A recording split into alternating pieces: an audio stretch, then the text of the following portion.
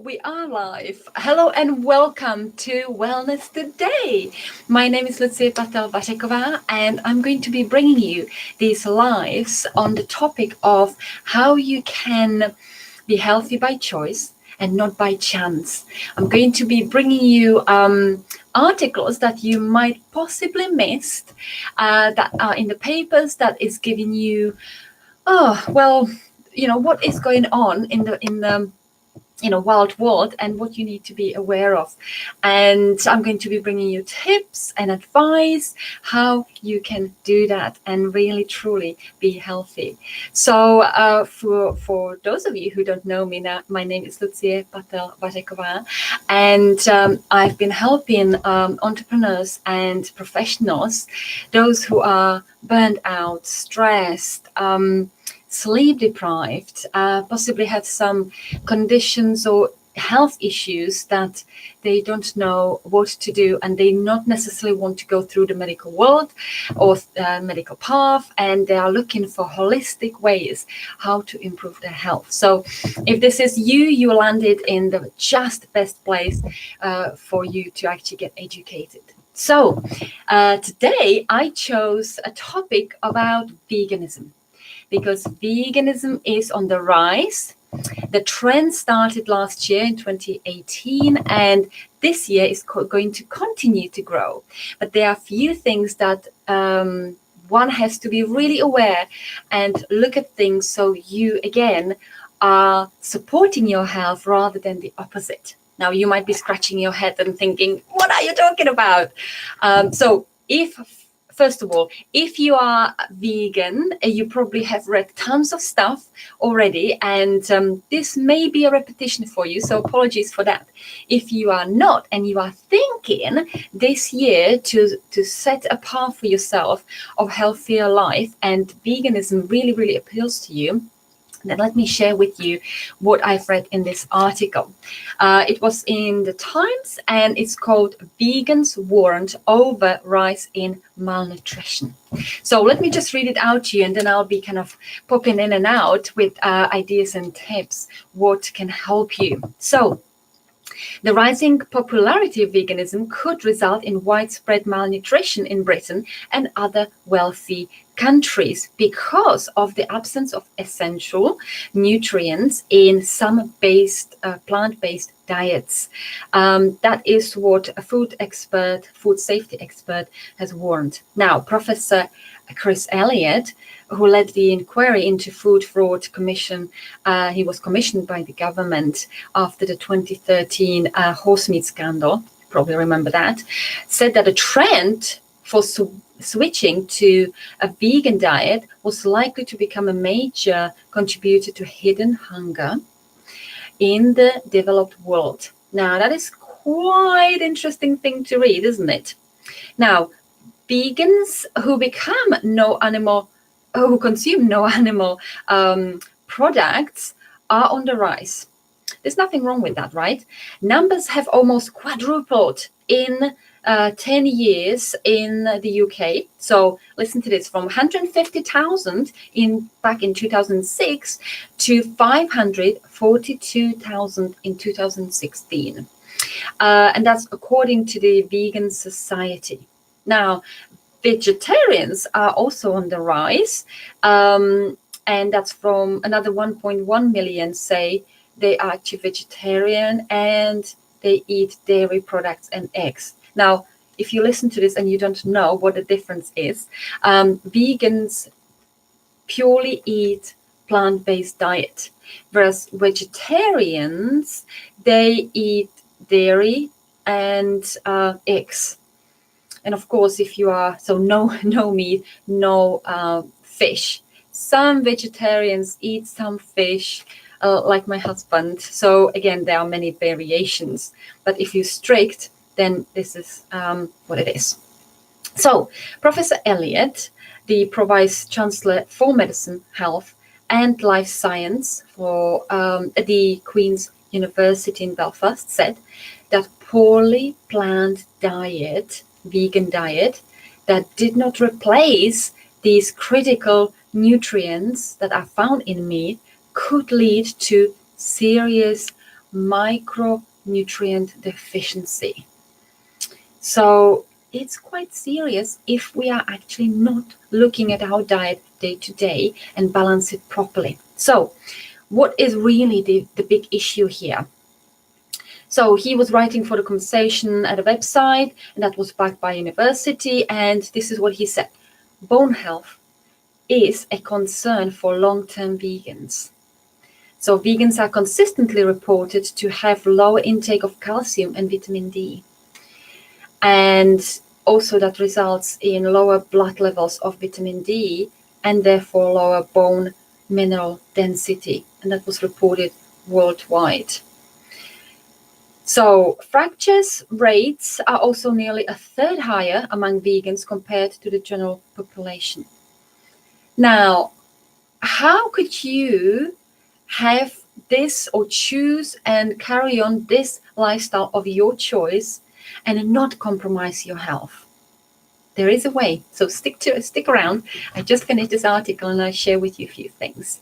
So what is actually the issue for the bone health here? Now, he said that levels of omega-3, iodine, and vitamin B12, most often obtained from animal products, were lower in some vegans than meat eaters. So again, if you've got a notepad, write it down. Omega-3, iodine, and vitamin B12, they are very critical. Not just for vegans, but also for vegetarians and meat eaters, because sometimes the food, and this is another topic, but I'm going to touch on it anyway, some food that we consume does not have the levels of vitamins and minerals as it used to be, because it's mass produced and all the rest of it. So it's, and I'm going to come to it, it's always great to supplement your diet, because you not always get the levels on a daily basis that you need for well-functioning body. Take into consideration the stress we are under, the environmental burdens that we are bombarded with, and so on. So let me continue. Now, the symptoms can be serious and include extreme tiredness. So if you feel tired, then this might be that you're deficient in these vitamins and minerals. Weakness, poor digestion, and developmental delays in young children. So again, I'm going to share that again. So if you are struggling with serious tiredness, weakness, and poor digestion, and if your children are eating or you are supporting them to eat vegan diet, they might have developmental delays, unfortunately. So, because that can cause irritable nerve damage. Irreversible. So it's quite serious. So we really need to look into that properly if you are, structuring your diet. Now, he acknowledged, so there's some good parts to this. He acknowledged that a plant-based diet might lower the risk of chronic disease and was good for the environment. Yes, I've listened to some young adults who prefer to be vegans for this very reason, because it's more environmentally friendly. By the way, whatever reason you choose to go with this type of diet, it's entirely up to you. Okay, I'm not here to judge anybody. I'm here to support with information that will help you to lead and live great life and have great health. Because without health, what do we really have? Okay, let's carry on. Now, vegans can prevent micronutrient deficiency by consuming foods with added minerals and vitamins and taking supplements. That's what he said. But of course, adding that some plant-derived vegan-friendly supplements were less effective at rising blood vitamin levels than supplements made from animal products. But of course, if you're vegan, you go all the way through, right? You stick to what you chose and you want vegan supplements. Now, Heather Russell, the dietitian at the Vegan Society, said, the well-planned vegan diets contain all the nutrients that our bodies need. We work with the British Dietetics Association to share the message. They can support healthy living in people of all ages.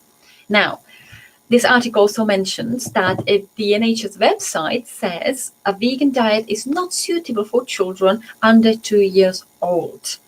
It adds, with good planning and an understanding of what makes up a healthy, balanced vegan diet, you can actually get all the nutrients for your body. And of course, if that's just my addition, if you'd like to keep your children on this meat diet up to they are 2 years old, I would strongly recommend go for food, for meats that are not from a supermarket, that are from well knowledged source, where you know that it's organic, they are fed with the right stuff, they are treated well, because all of that obviously goes into our body and the bodies of our children.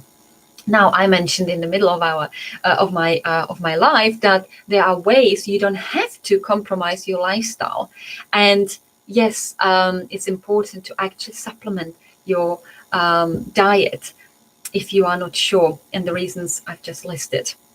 So if you are truly looking for a good supplement because you know you've got bone density issues, and you know you don't have to be vegan or vegetarian, you can be a meat eater and still have bone density issues. So reach out to me. I'll be rolling out a webinar that is talking about this very issue, what you need to be aware of and why dairy products are actually not the best way forward. I know this is controversial. You may be scratching your head like, what are you talking about? Yes, that's what I'm talking about. You've got to be educated. You've got to know what is actually supporting your health and every part of your body. So if this is of interest to you, please reach out to me. I personally know I've been taking this product and my whole family. So we are super excited what results we've been getting. You know, we always do tests before and after. And my gosh, you know, the results are staggering. So, but primarily, please get educated. Reach out to me.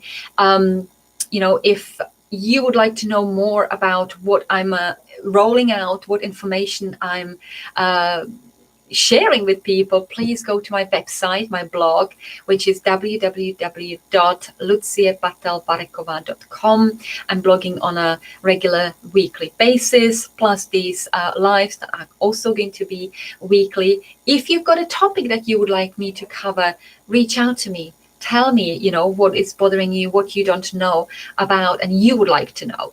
And I'll be very happy to include it in my future lives. So I hope this relatively short video was useful and you found value in it. If yes, please share it with people that you know that struggle with health and you would like to support them. Okay, so that's enough from me. I wish you a fantastic rest of the day and see you soon. Bye for now.